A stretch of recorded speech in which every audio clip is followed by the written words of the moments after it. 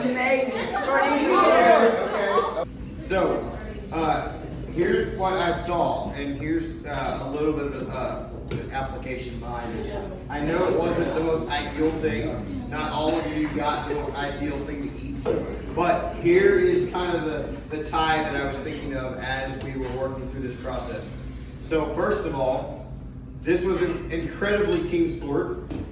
And most of us did what we had to do for our team, right? So that's important. I wanted to see who would do that. I wanted to see who would take the opportunity to do something uncomfortable. Because here's why. I know that sharing the gospel is not eating sardines.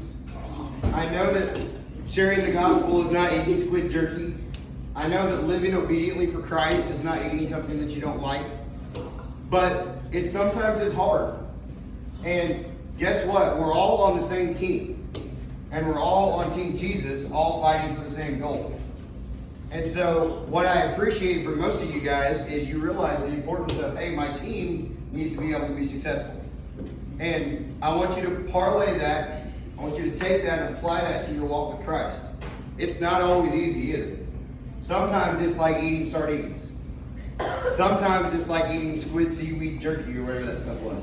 That sounds good. Sometimes, hey, we don't need comments every time we make a sentence. We don't need them. Hey, sometimes it's hard. That's my point. Sometimes it's not so hard. Your walk with Christ is going to ebb and flow and ebb and flow, right? What I wanted to see is how you respond in difficulty. Because my goal and my heart is, and I'm going to be honest with you guys, I started telling you guys this when I first got hired. My goal is to put you guys in stressful situations and see how you respond. My goal is to stretch you and make you uncomfortable for Christ. Not uncomfortable, this was just silly camp stuff. I'm probably not going to make you eat sardines again. We're not going to do those things regularly. But I am going to stretch you and make you uncomfortable because here's the thing. You guys have to be stronger now than any generation ever has been.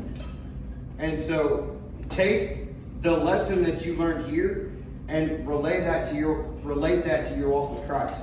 Sometimes it's going to be like eating sardines. Sometimes it's going to be like eating lemon heads or popcorn, right? But how are you going to respond? Remember, you fight for Team Jesus. You're on Team Jesus. Are you going to give up when it gets hard? Or are you going to continue to fight because that's what you're supposed to do? Right? Because it matters about your team.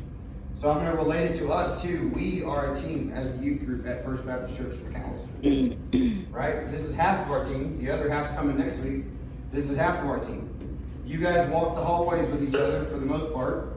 Right?